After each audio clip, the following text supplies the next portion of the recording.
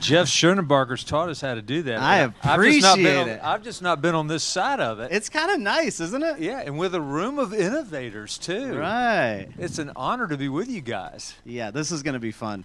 David has been a friend of mine for many years and has taught me so many things. So my hope is I can pull some of those things out today for you. And David does serve on our board. So make sure you give us a 5-star rating because he's my boss, one of my bosses right now, right? So make sure this goes really good. So David, let's start with this idea of simplification. I'll never forget. I mean, you were in charge of the menu for years at Chick-fil-A, and you had a philosophy like you had to cut back on the menu and have some theories around like less is more, and which has caused challenge. Like some of the customers didn't want that, right? And so I'd love for you to unpack just your theories around simplification. Yeah, I don't know you can say you're ever in charge of the Chick-fil-A menu because the people feel like they own the menu and they're going to let you know they own the menu. But I would tell you can see strategy change. And for a long time, we're just this small regional brand, started at malls. A lot of people have no idea who we are, and we're trying to hustle. And we're doing a lot of street fighting, building the brand. You guys can definitely relate to that.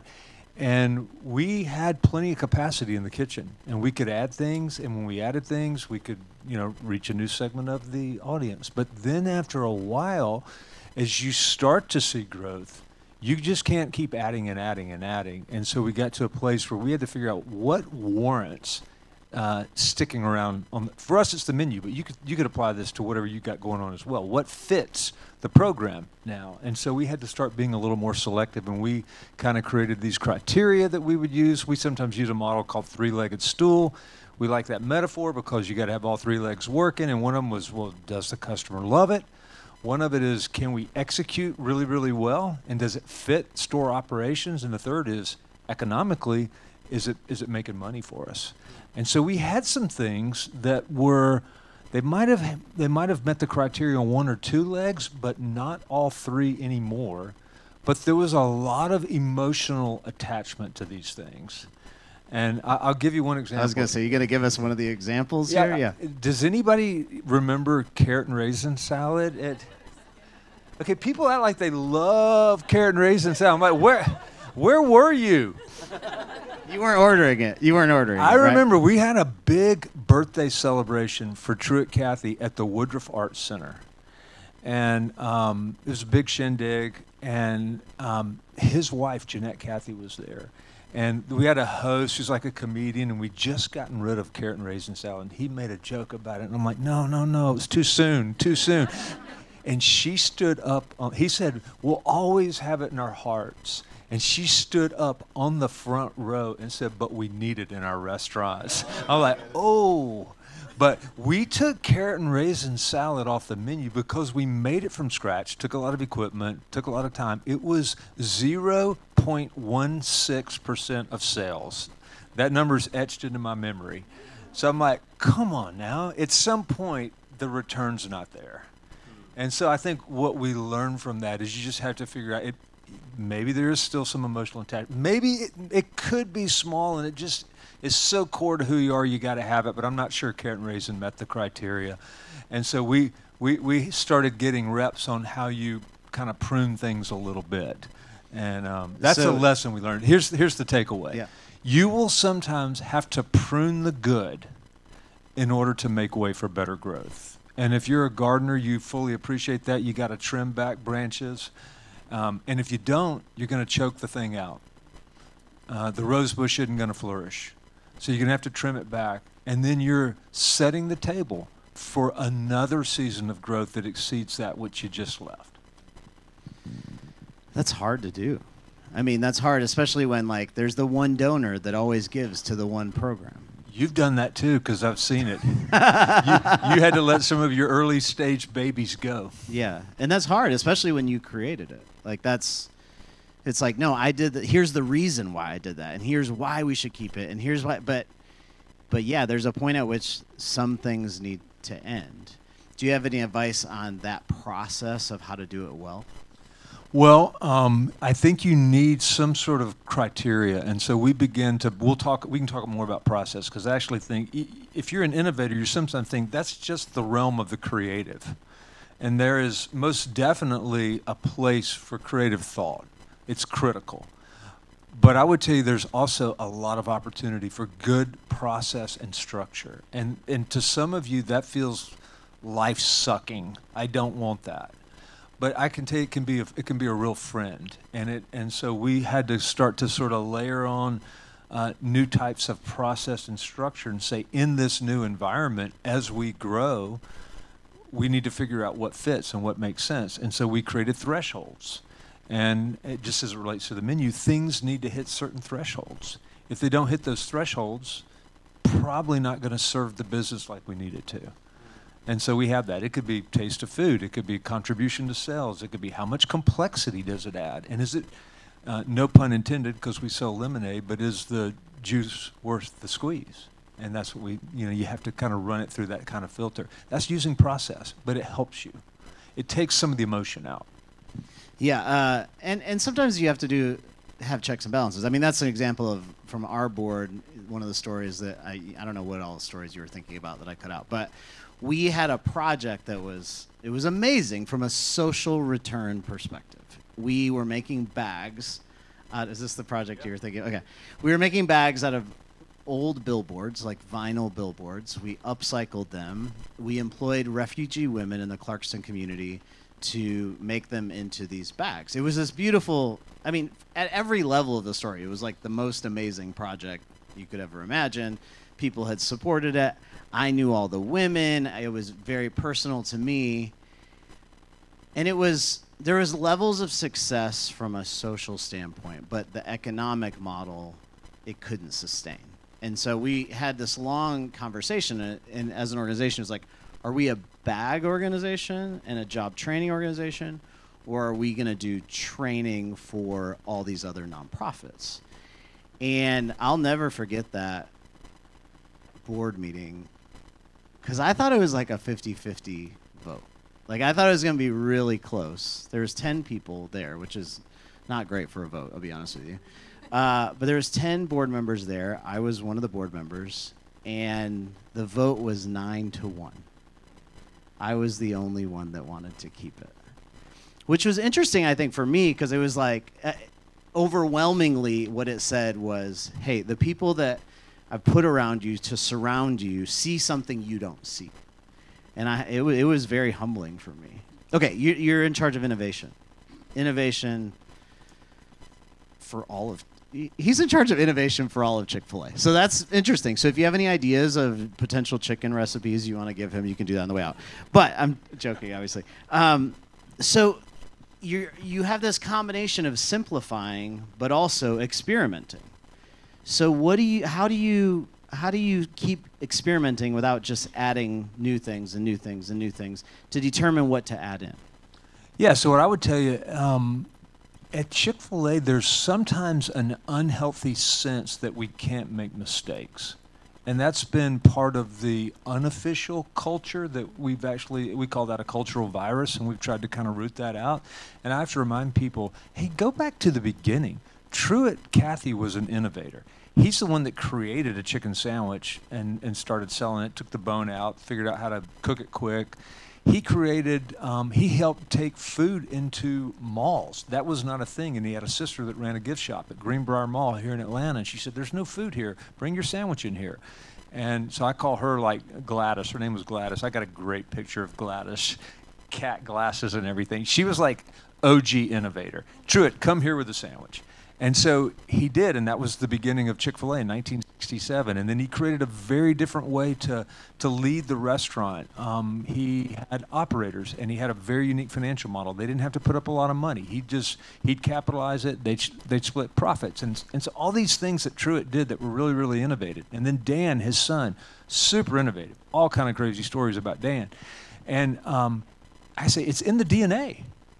I mean, we need to be doing this. And so what we try to talk about is how you've got to walk around with a healthy discontent with status quo.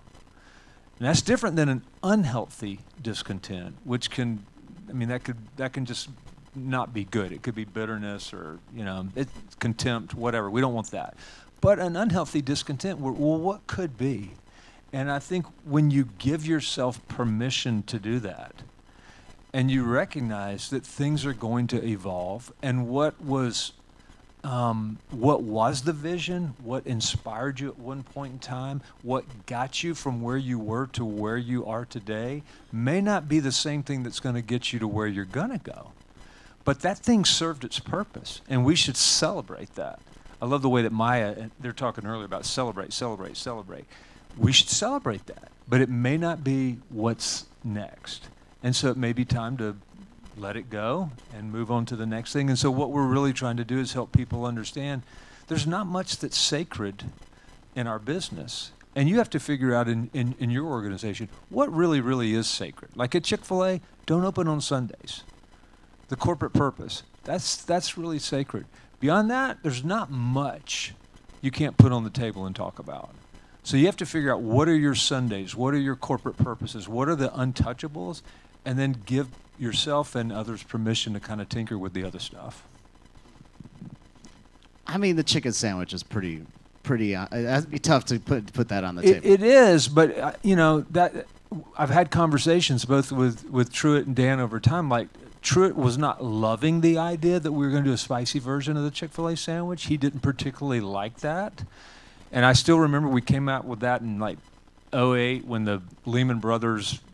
When the U.S. economy went completely in the tank, and we had worked, finally convinced him, let us do it, and then we needed some money to roll it out because we needed equipment, and it felt like a lot of money, and then the economic crisis hit. He goes, yeah, I think we're going to pause that, and we had to kind of wait another year and a half. Yeah. But he gave us permission to take his baby, tweak it a little bit, and it's a huge hit, even though he didn't love it himself.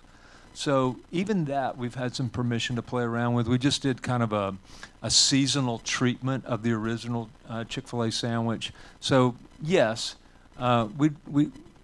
it's close to sacred, but it's not the same as the purpose. So how do you pick? So you have an R&D kind of bent towards what you do. You get to experiment with some stuff. I have two questions related to that, and I'm not even sure if these are in the notes, but.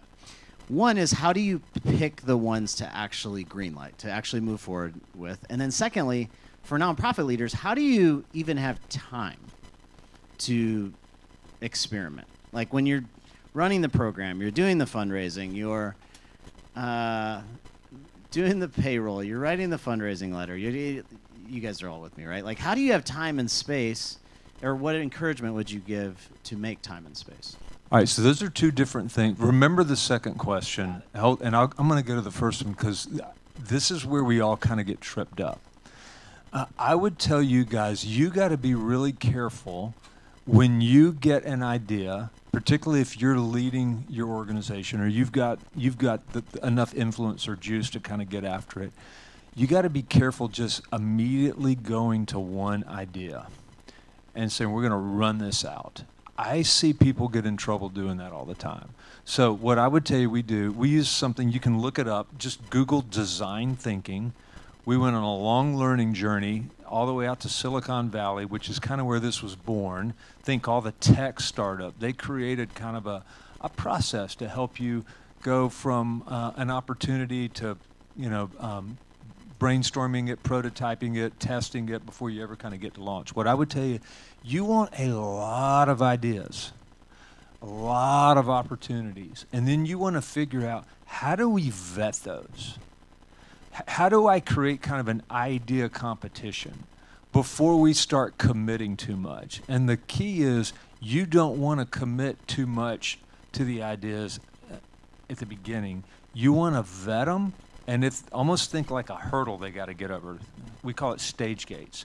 If they clear that stage gate and they get to the next stage, you can afford to put more time, more money, more energy into it. But don't bet the farm right out of the gate.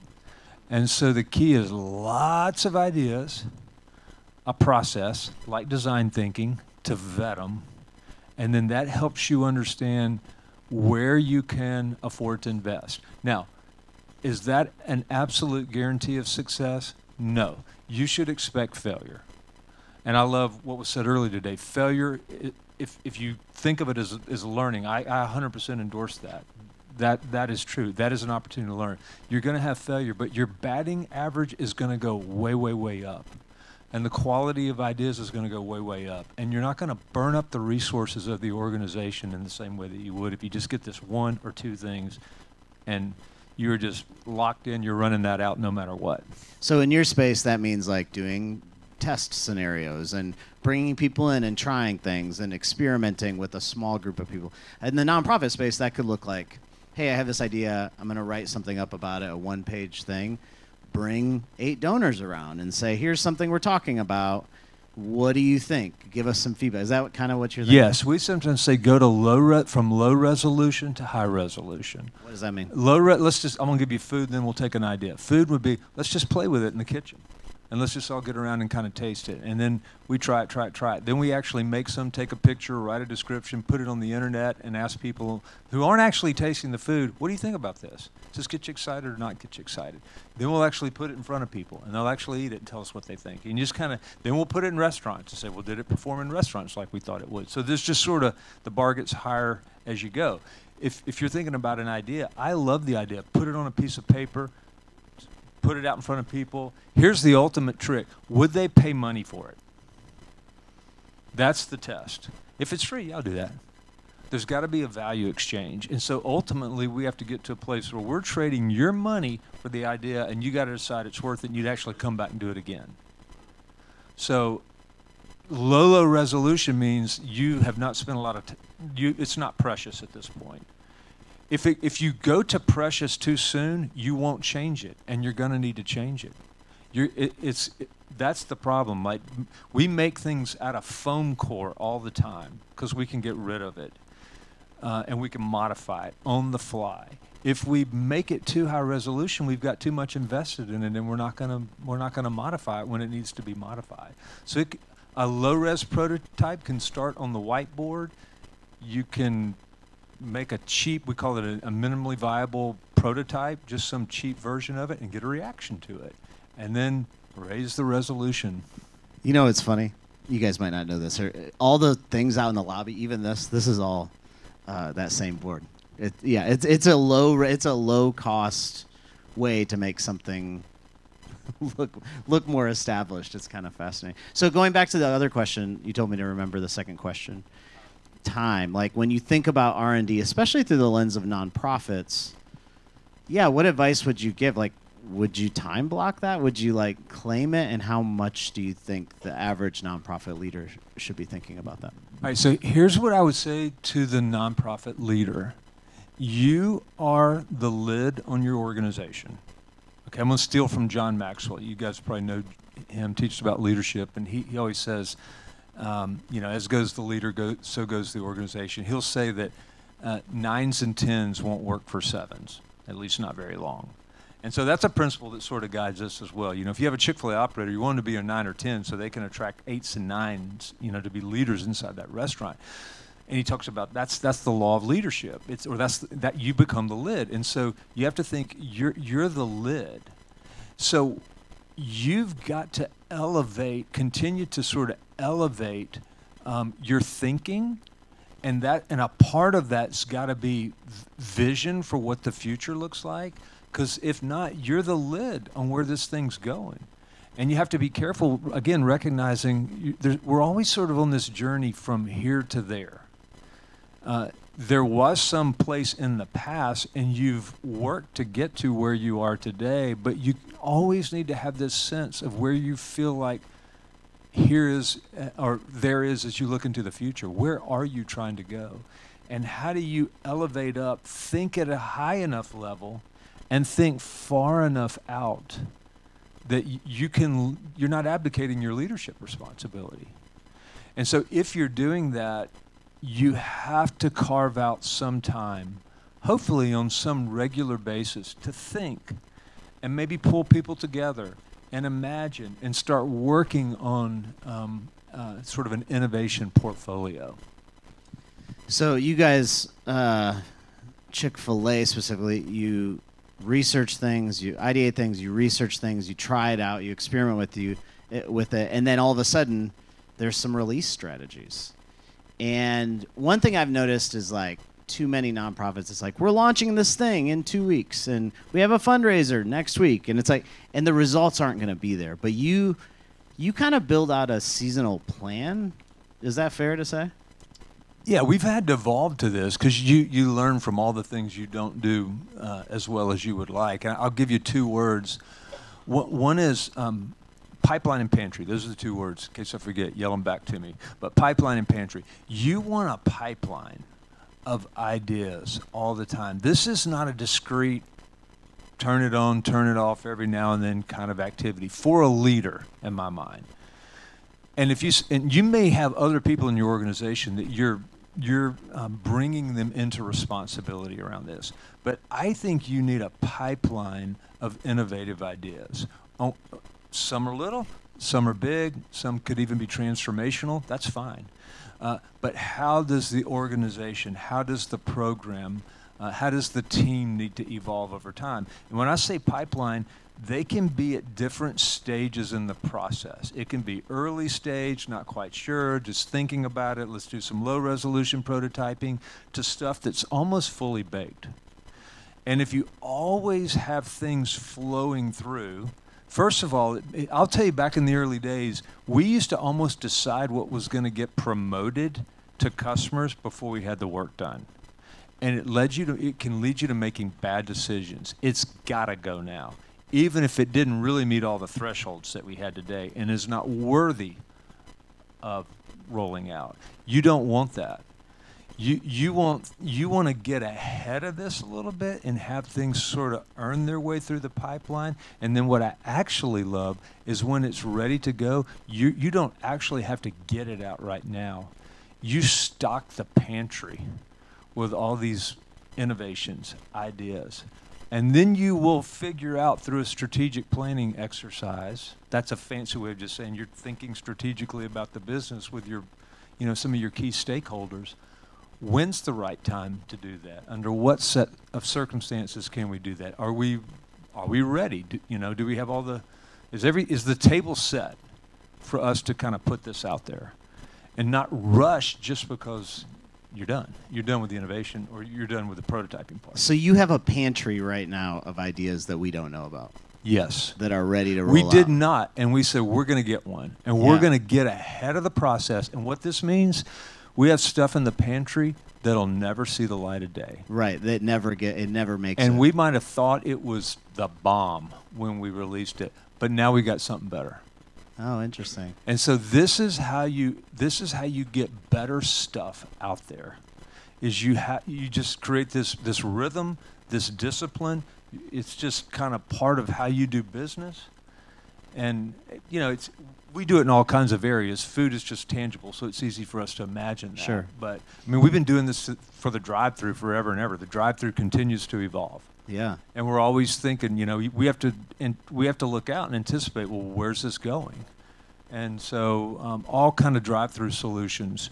But when we get them and we put them on the pantry, then we have to figure out under what set of circumstances and when might we release that. Okay, so time is a big deal to you.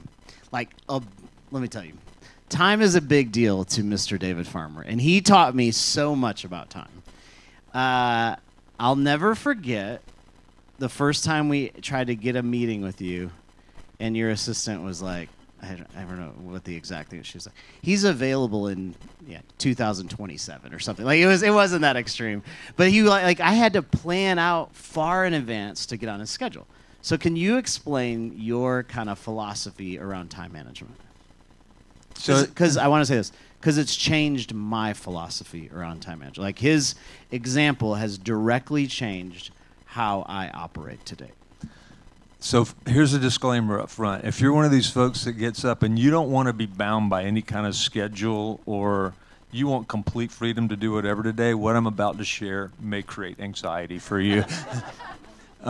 I'm pretty OCD about this, and I think some of it is just sort of my personality. I'm just kind of wired as sort of an optimizer, maximizer, So I think fundamentally I'm trying to be as proactive as possible and not reactive.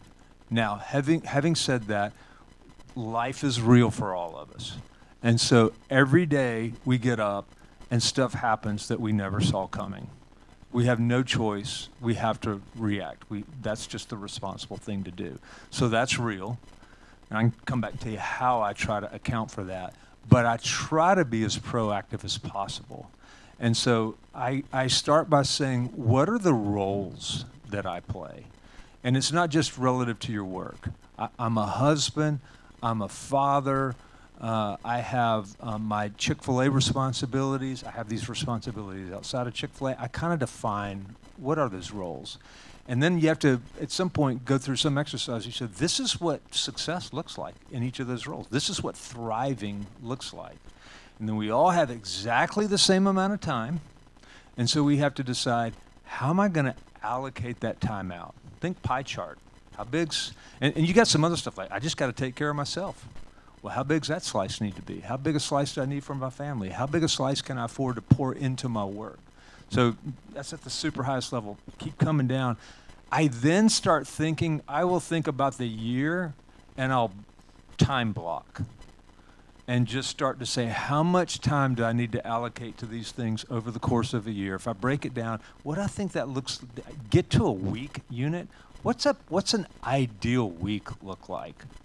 I'm allocating this much time to all these different things. Now, none of my weeks look exactly the same, but it's a starting point. And then I actually have a phenomenal executive assistant, and we sit down and we kind of map it out. She then knows what my primary outcomes are. I would tell you have to decide, what is it that you do that creates value? And so the other question I ask myself is, well, what's your genius? And so the way I define genius is, if you think about your strengths, God-given strengths, coupled with the skills and capabilities you sort of cultivated along the way, but you're sort of wired for it anyway, and the intersection of that with your passion, like you can't help yourself, this is what always sort of draws you in. Where strengths and passion come together, draw a circle around that, name it, get as specific as you can, that's your genius. You need to be spending as absolute much time in that circle as possible, and you need to outsource, delegate, hand off, get rid of the other stuff as much as possible. Now, I know you can't get rid of all of it, and how big's your team? What kind of resources do you have? But to the degree that you can, you want to get rid of it and spend as much time in that genius zone, and then you overlay that with, what is it that you do that creates value? And particularly for you guys as leaders, what is it that you do that really only you can do? You need to make sure you've got plenty of time for that, because nobody else can really do that in your organization. And then start to hand off the other things, hopefully to people where the thing you just gave them is in their sort of genius zone. So going back, I remember the first time you started explaining all this to me, you shared this story about getting on Dan Cathy's schedule. Do you remember that story? Oh, well, this is, maybe you didn't tell this. Okay, maybe no, I made can't. the story up. I don't know. But you basically said you were trying to get on Dan Cathy's schedule, and his assistant back then, this was years ago, said he's available. It was like 3 or 2 years from now or something. He had it, and you said, I'll take it. And then you said, what's the next available date? Like, he started scheduling these meetings because he needed time with him. Is that right? Is that a fair story? Okay, I made the story up. Let's be honest. I made this story. Although Dan runs looser than me. One time he told me, he goes, David, I don't care about your 3-ring binder. Which I didn't actually have one, but I understood what he meant by that. So, but what it taught me is, and what David said to me is, he said, if there's people you want to get on their calendar, then you have to plan for that. So it could be a donor, could be a board member. And he's like, if you want people to show up to board meetings, you got to plan the board meetings out a year or two in advance to make sure it's on their calendar, because they want to be there, but oftentimes nonprofit leaders tend to schedule it too late. So that's an interesting philosophy, right? Yeah, no doubt. We have teams. We build what we call agenda. I call them agenda trackers. We say, what should we spend time on as a team? This is just kind of a metaphor for what your own life might look like. What are those things? Why would we do that? Let's get them out there. let's decide how much time can we afford or should we be spending on those things, and then we'll start to sort of slot them in. Now, here's the part I didn't mention. You have to leave in some margin because life does happen, and so you can't account for everything. So what you have to play around is how much unscheduled margin do I build in, and how do I allocate that across, let's just say, a week.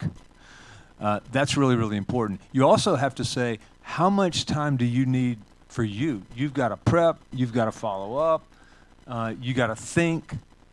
You need to give yourself permission to schedule an appointment with yourself and treat that as sacred, meaning you don't just give that away when one more person comes and asks. You don't want to find yourself having no margin and you're caught reacting again. So we will react, but the folks that I think are most effective spend a disproportionate of their time and energy operating in a proactive mode, in congruence with their genius, in congruence with their calling, the key outcomes, the things they do that create value that nobody else can do.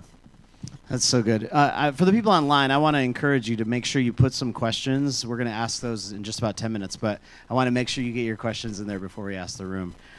If my wife was here, she would kind of encourage that conversation you were just sharing. She always says, when we sit down with a lot of people, they say, we're just in a busy season. And she said, well, when does your busy season end? Because if a season never ends, it's just called a busy life. So she proactively is like, okay, when are we taking vacations? Which is not a common thing for nonprofit leaders. To proactively take time for yourself to separate from the work that you are doing. Okay, do you want to have a busy life or do you want to have a busy season? That's what she would say. Anyway, these are all things David has spoken into my life about and has been a huge encouragement. Okay, so nonprofit leaders tend to balance a lot of tasks. So how do you determine, especially in that planning process, in the urgency process, how do you determine what's most important for you and your role versus the urgency of other people's needs? Yeah. First thing I'll say is I'm never going to get everything done that I'm probably asked to do. And you just have to come to terms with it. I mean, who has nothing on their to-do list? So it isn't going away, right? And so I am not going to live my life subservient to that. And so I'm going to introduce two new kind of labels or tools. One is what I call a box top, and then I'll call the other a task repository. So the box top is, think about a jigsaw puzzle. You're going to sit down, family activity, you're going to put a 500-piece jigsaw puzzle together. What's the first thing you're going to do? You lay out all the pieces, and then what do? You got it. Okay, you guys. Yeah, you do the corners. You're getting ahead of me. You're really good at this. You prop the box top up, right? Why do you prop the box top up? Big picture. You want to be able to see the big picture. You need context. So what is your box top? I'm going to ask you to think about this at two levels. For your life holistically, which would include your work, and then what's the box top for your work? And if you can do that and you say, well, what should be on a box top? Well, think about super high-level things like, what's your purpose? You could name things like, what is my genius? What is my role? What are the key outcomes? Like, how would I know if I'm doing it the way I want to do it? Outcomes, goals, whatever you want to call them. If you start, how am I going to do that? What would it look like when I'm thriving? If you can work all that out, and I like the idea of a box top because you only get one page. I don't think it really matters what it looks like. Whatever, gets you excited. It could be a picture. It can be words. It could be a spreadsheet. But if you can do it on just one page, you're defining at the highest level what's important. That becomes the filter. And then I don't want a to-do list. First of all, it's telling me I have to do it, and I'm not going to give my agency away on that. I'm going to put it on a task repository list, and I'm going to pull from that if I think it's warranted or if I can. Because I'm not going to let other people that may not understand dictate what I'm obligated to do. In fact, more and more I find there's so many things I could do, but I have to ask, I'm not sure that's how I create the most value. And if I want to be a good steward for Chick-fil-A or for my family or whatever, I got to make sure I'm doing those things that are of the most significance and priority. I've also, this is kind of new, it's funny, I love Jeff's wife, Andre, that he made reference to. You used the busy word. I'm trying not to ever say I'm busy. We do, it's just sort of become the norm. It's like a thing. How are you? I've been busy. I'm trying to, it's hard. I'm trying to get that word out of my vocabulary. There's something about the programming that comes with that I don't want. So, am I busy? Yeah. Are you busy? Probably, yeah. But that's sort of got this negative connotation to it. I'm not quite sure what the replacement word is yet. I'll say action-packed. Full. Life is full. That's still, I want something that's got a positive vibe. I want something that says, there's a lot going on, but sometimes I don't get to choose it. Sometimes you just have to show up and do things you don't necessarily want to do. But to the degree that I want to say, I got to choose this, and there's a lot going on, and so many good things. Find some other way to talk about that. I think it influences the way we think about it. It's good. I'm going to ask you one more question, so we're going to open it up for some questions. I didn't get through all the questions I've prepared here, but I know a lot of nonprofit leaders are lonely. I think a lot of us don't have people that understand what we're going through. Our friends don't comprehend it. Our family doesn't really get it. But also, you're an executive at Chick-fil-A. That's kind of, in some ways, a lonely place also. And so I know you've had to work at community. What have you done, and what advice can you give to us about finding community in our work? Yeah, I think it's important for all of us. I would tell you I have different groups that I've sort of built. Jeff Henderson spoke this morning. He referenced the fact Jeff and another gentleman, Shane, and I have been sort of in, I don't know if I'd call it an accountability group. It sort of started that way. It's evolved a lot. But we've sort of been in this group for 20 plus years now, where we would meet. We'd kind of share what was going on in our life. We'd share plans, goals, prayer requests, and we would just encourage and also have license. You want some people who can say whatever needs to be said. Because we live in denial sometimes, right? And we need people that can speak truth into our lives. And you know they have your best interests at heart. There's no question about that. And so that's the license they need to say whatever needs to be said. So you got to have that group. And so if you think about who those people are in your life, it's your sort of core squad. I also think you can build out what I'll call an unofficial board of advisors or directors. And these can be in different areas of your life. Who's your spiritual guide? Who's the voice around your health and well-being? Who's your relationship coach? Some of these can be formal. Like we're accustomed to things like, well, I have a trainer, a fitness trainer, or I have a therapist.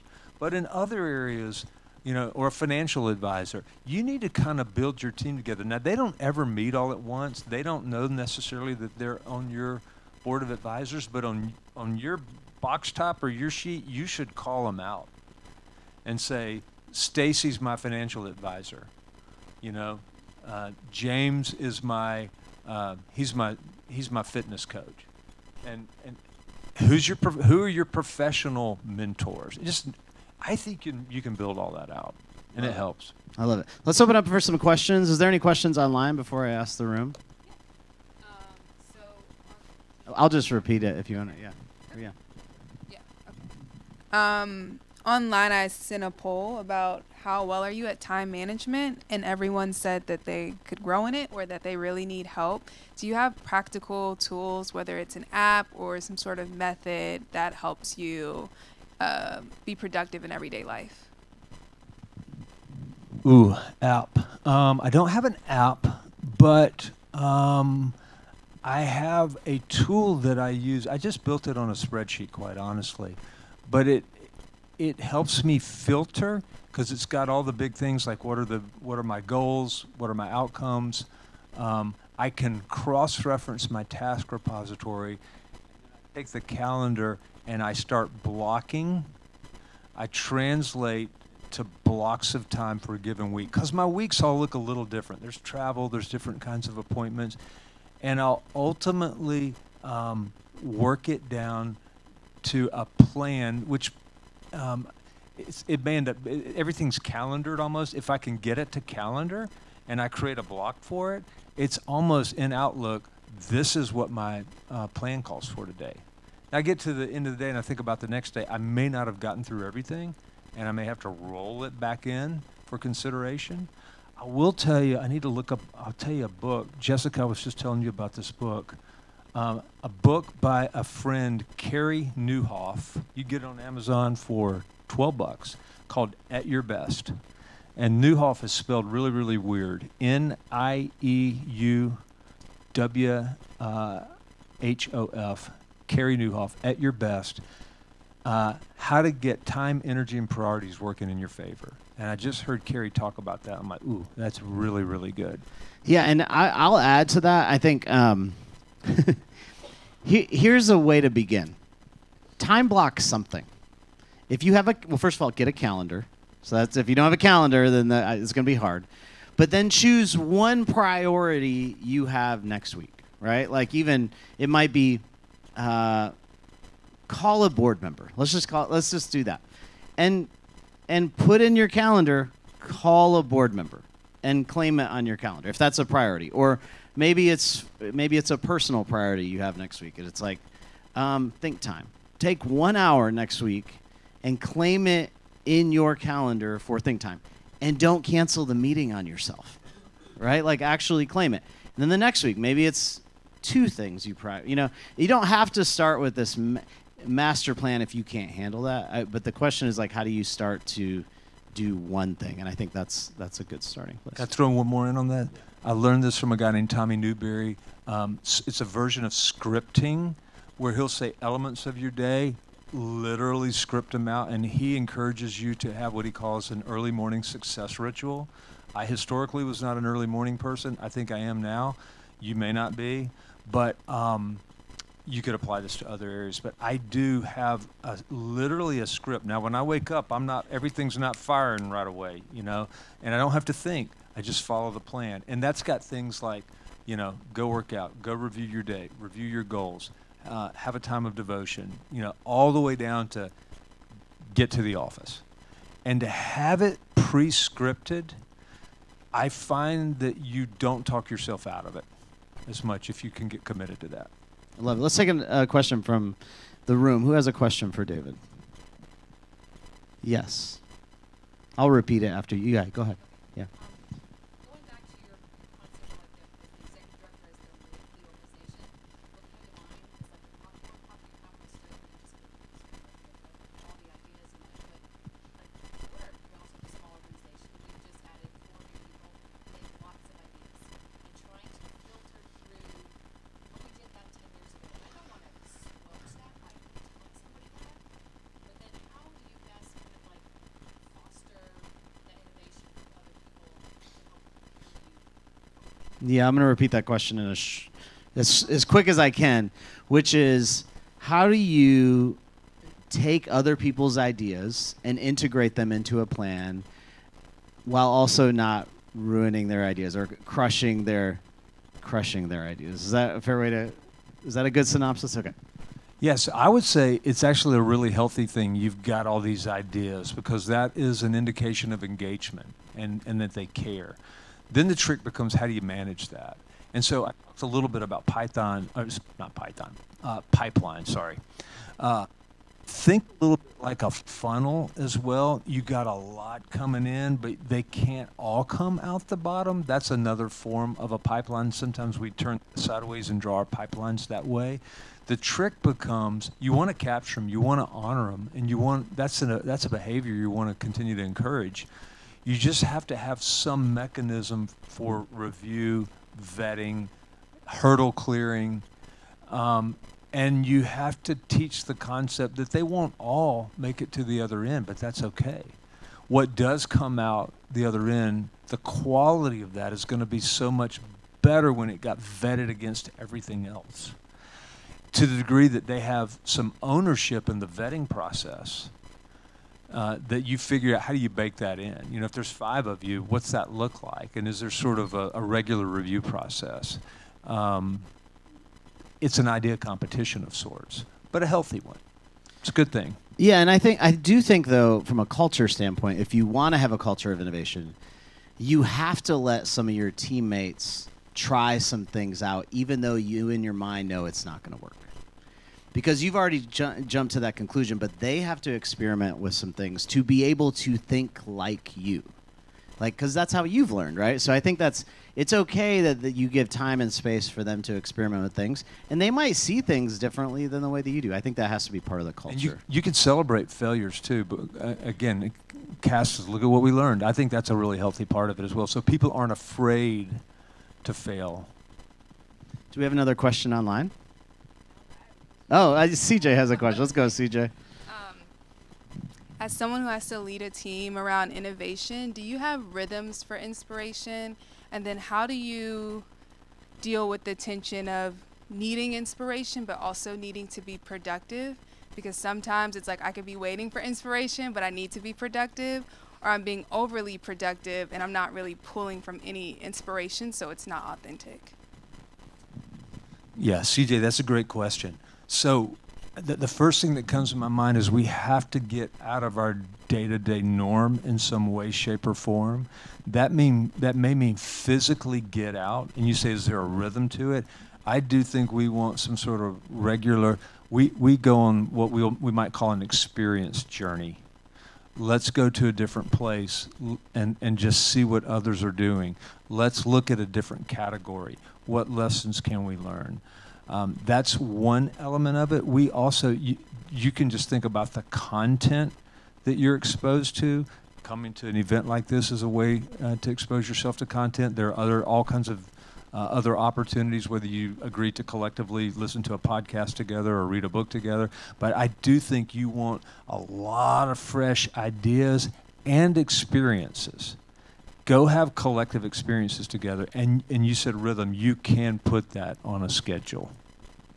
Yeah, and I want to encourage you to use AI. Like, I think this is a good usage when you're in you're stuck, you're in a rut, you can't come up with the fundraising letter, right? Like, I need to write a fundraising letter that raises $5,000 that deals with training nonprofit leaders, and see what comes out. Because sometimes you'll get inspired by something that is released in that process. I think there's tools we have to have that integrate new thought into our work, right? And sometimes that means leaving. Sometimes that means looking on a new site. That means experimenting with it. I think there's things that you have to have at your tools at your fingertips to be able to encourage that. Even people at Chick-fil-A are using AI. Is that fair? Yeah. I think there's a lot of figuring out to be done, but we're talking about it a lot, about what it could be. We're actually trying to build out what I would call a digital prototype capability. Like, it's expensive to physically build a restaurant or an element of a restaurant, but some of you may have played like Sim City back in the day, where you get to build out a theme park and you get to make all the decisions about how the theme park runs. Well, we can do that now. And so using generative AI, and so we're working to build that out right now. The kids call that Animal Crossing now. Animal Crossing, that's it, okay. Right? Anyone know? Yeah. Okay. All right. I love it. Okay, who else has a question in the room? Yes. Hi, David. Quick question. Does Chick-fil-A see anyone else as their competition? Ooh, yeah. Does Yeah. Chick-fil-A see anyone else as their competition? For sure. And some of it is the folks you might expect, that are sort of in our same category. Think McDonald's or, whoever. But then you also have to recognize there are all kinds of new competitors now. Just capabilities come along, delivery as an example. There are ghost kitchens that can be competitors. Convenience stores are coming after our business. You go to Whole Foods, they got a big food bar. They want you to come there for lunch. All that. What I would tell you is we have to be cognizant of what's happening in competitive space, but that's probably not what drives us. We try to go back to what's your strategy, stick to your strategy, be aware. What you really have to watch out for the things that could potentially be disruptive coming from competitors. It may be not a traditional competitor, but some upstart thing that ultimately ends up being most disruptive. So I'm going to ask a couple questions because I have a couple more. You have a unique personality and giftedness. On one hand, you're this amazing innovator. On the other hand, you're an incredibly structured individual.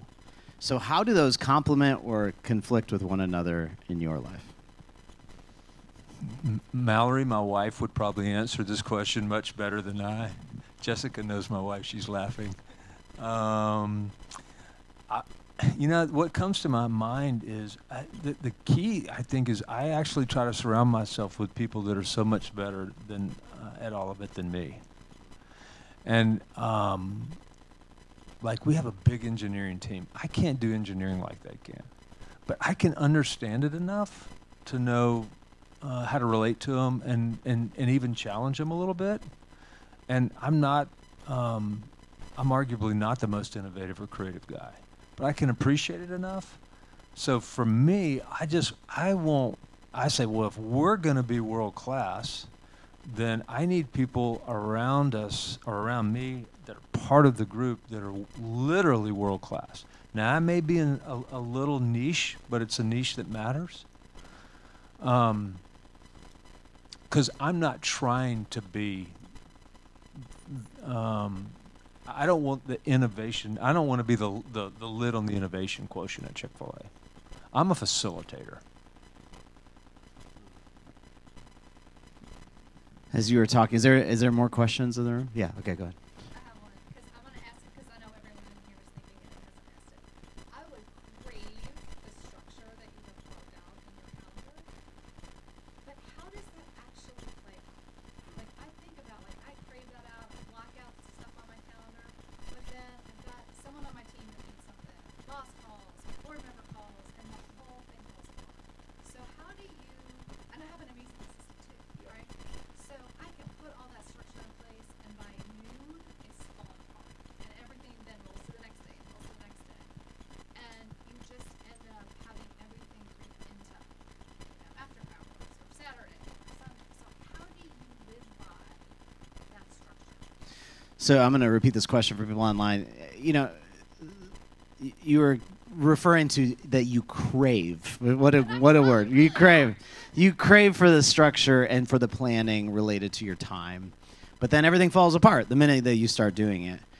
So how do you maintain it with all of the urgency, right, of our lives? Is that a fair way to okay.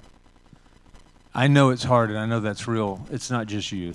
That's me. That's everybody else. I would say you have to almost create operating rules. And some of them you may have to say you cannot break this rule. An example would be I have to have, and you have to figure out what this looks like for you, I have to have a minimum of 12 prep hours in a week, or protected hours. And then you try to steer as much of that stuff into the 12 hours of sort of non-predetermined time as possible. And not let everybody dictate not just what it is, but when it happens. So that can help. If you read Carey's book, he'll talk about you have to know when are you at your best, because we all have cycles of where our energy ebbs and flows during the day. The part where you're at your absolute energy best, you have to. That's the most precious. So you really have to restrict what kinds of things can happen during those hours, and it may be 2 hours in the morning and 1 hour in the mid-afternoon, or whatever it is. You just got to figure that out. I have a rule that I can't have more than X number of meetings per day. And I found it's different if they're in person than online. There's something about online meetings that just, it's not the same energy. I've got 7 online meetings tomorrow. I'm like, I know that's going to start to suck the life out of me a little bit. But there's a limit, and I cannot go over that because I'll be done after 7. So my rules may not be your rules, but you got to know yourself and write your rules, and then you got to commit to those as much as you can. I know, I understand, as much as you can, but and get like your assistant and even your team to understand. I want to make time for you, team. You're important to me. These are my. You remember the professor at school that would post office hours? You got to honor office hours. Yeah, and I will say the urgency rarely comes in the morning. That would be one thing I would say. Like, people don't come to you as much, and it's like, I need this thing right now at 9 a.m. It's usually the second half of the day. So that's one thing I've realized. Like, I try to plan my focus times in the morning, the things that are most important to me, have a little looser time in the afternoon. But I will say this. You have to commit to the plan. It will never work if you don't. And then you have to figure out what you can handle. I remember my assistant had scheduled so many meetings back to back to back. And finally, 3 days in a row, I'm like, Courtney, there's no time for me to use the restroom. It was like, and she was like, oh, what do you mean you don't use the what? I'm like, well, you have to go down the hall, down the stairs, and then I pass 3 people. They say hi, I come back. It takes me 5 minutes, even if I'm going fast, you know? And so I think you got to figure out a rhythm that works for you. But you have to commit to it. And you have to make the commitment. Just super simple little thing. Even if you say I'm going to start at like 5 after and 5 till, or it's got to end at 5 till, that sends a little signal to somebody that you're very conscious of the time. Now, at the same time, you want to be 100% engaged during the block, but you've got to send these signals that I got to stay on track. I think people respect that. How many of you have enjoyed this session with David Farmer? Is this good?